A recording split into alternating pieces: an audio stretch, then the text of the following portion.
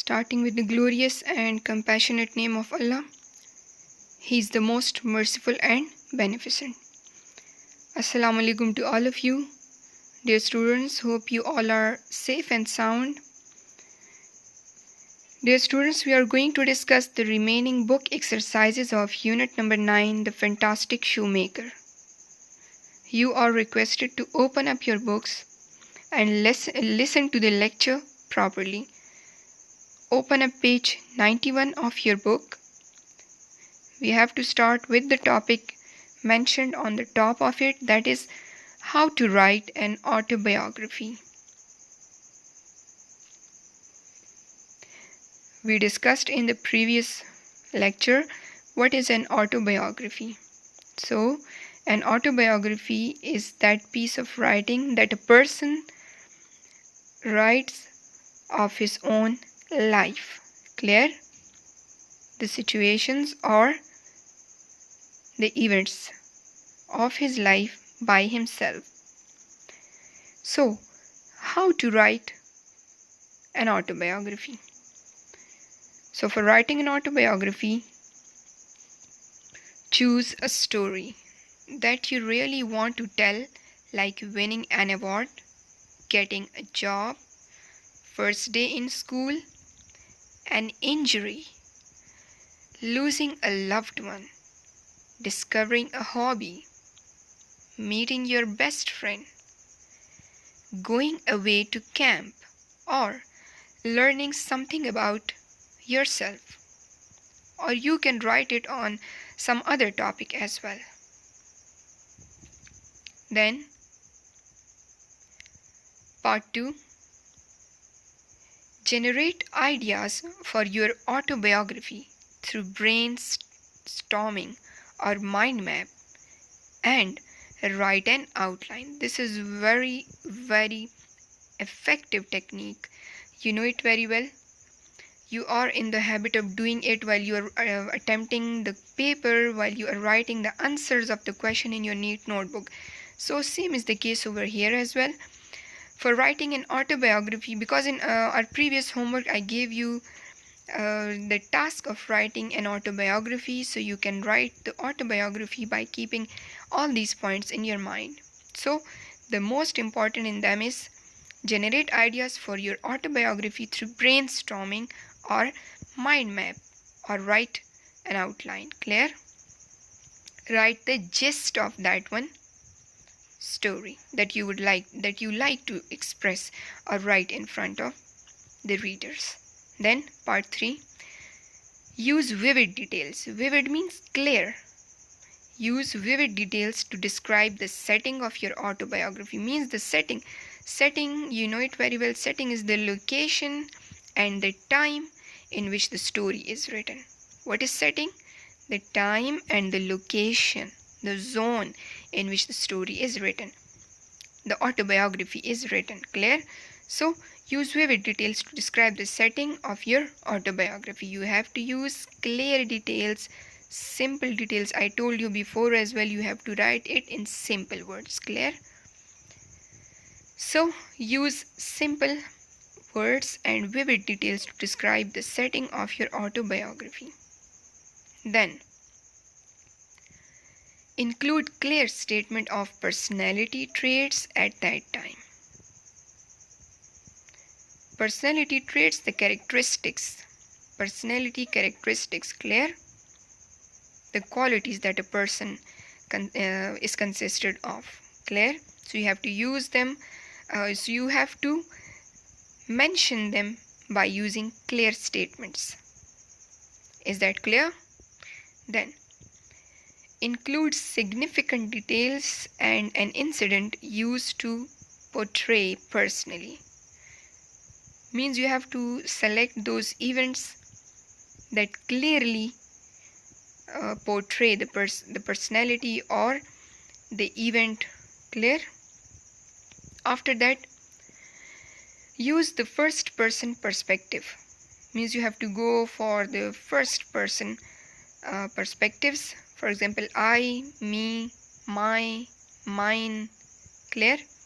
When writing your autobiography, because you're writing about yourself, so for that purpose, you're supposed to stick with the first person's perspective. Clear?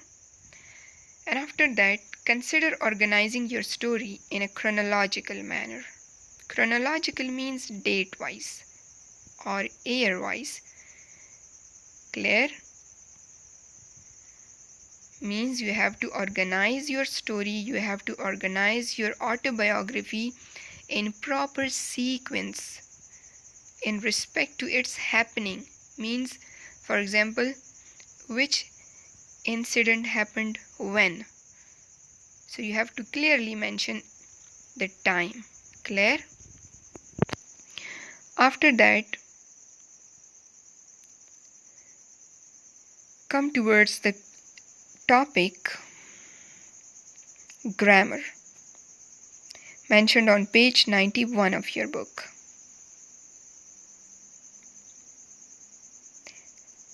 Sentence structure.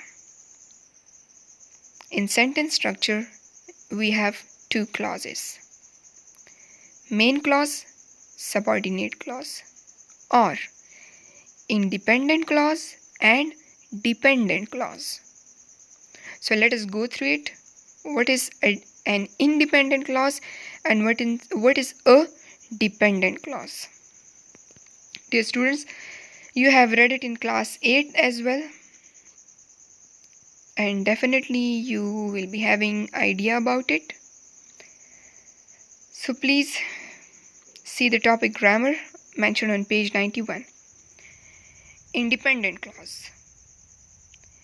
An independent clause can stand alone as a sentence. बिल्कुल एक sentence की तरह क्या करता है? It stands alone. It gives us complete meaning on its own accord. Clear? And it contains a subject and a verb and is a complete idea. So we can also say that a sentence. Clear? It can also be a sentence. It contains a subject and a verb. Means finite verb. Clear? It contains a subject and a verb and is a complete idea. So a group of words that gives us complete idea, has a subject and has a verb is called independent clause. Clear? So see the example. I like spaghetti. I subject like verb, spaghetti object. So it has a subject, it has a finite verb, and it gives us complete idea, complete sense. So according to these traits, with respect to these traits, it is a clause. Then the second one example, dependent clause or subordinate clause. Independent clause is also called main clause, whereas the dependent clause is called subordinate clause. Dependent clause.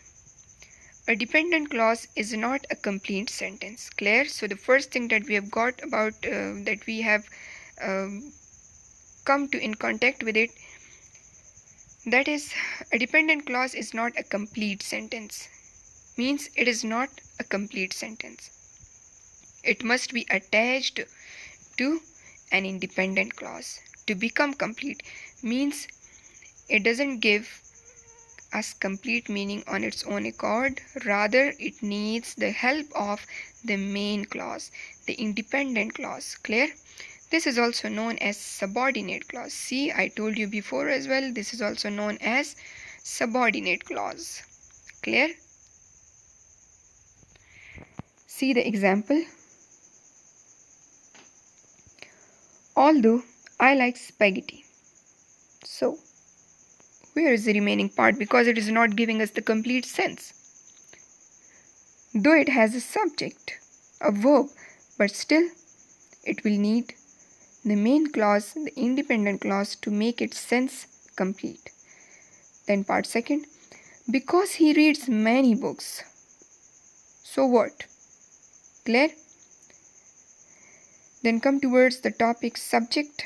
A person, animal, this is very simple. What is subject? The doer of an action. A person, animal, place, thing, or concept that does an action. What do? That does an action is called a subject, means the doer of an action is called a subject.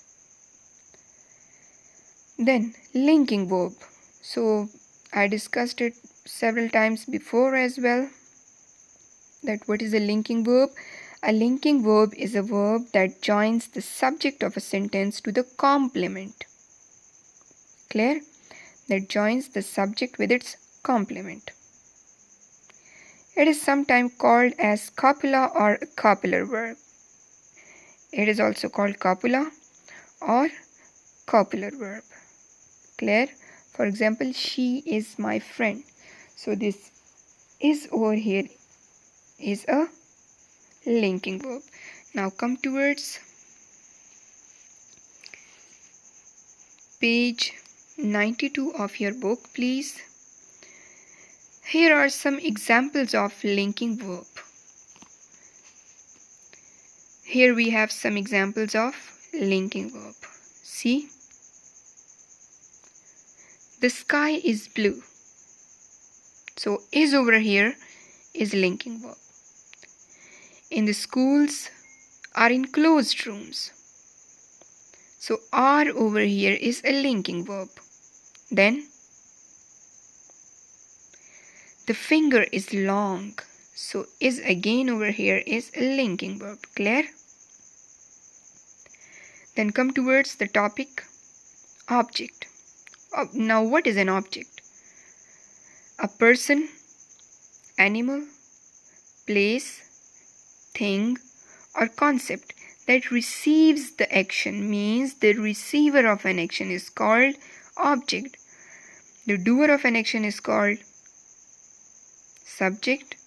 The receiver of an action is called object. Clear? Then prepositional phrase, we discussed this topic before. A phrase that begins with a preposition, for example, in, at, for, behind, until, after, of, during, upon. Clear? That is called prepositional phrase. I told you before as well, a prepositional phrase is also called adverbial. Clear? It is also called adverbial phrase as well, and modifies a word in the sentence. Clear? A prepositional phrase answers one of many questions. What are the questions? Here are a few examples. Where, when, in what way. Clear? So a preposition, just like an adverb, that is why it is called adverbial, because it answers the same questions that an adverb answers. Clear? I think it's crystal clear because we discussed this topic before as well. So, a prepositional phrase answers one of many questions. Here are few examples. Where, when, in what way. I like spaghetti for dinner.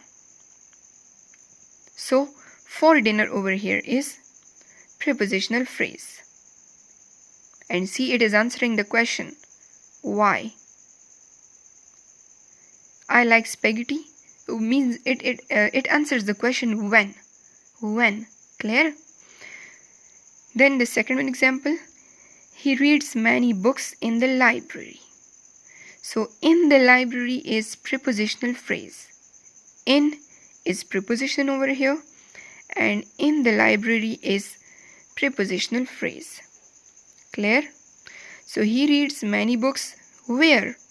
In the library. Clear? So we discussed before as well that a prepositional phrase answers the question like where, when, in what way. So here it is answering where. Where? In the library. Clear? This is the end of our today's lecture. Please learn all these topics that we discussed for objective part of your paper and write down the autobiography. Thank you so much. Stay blessed. Allah Hafiz.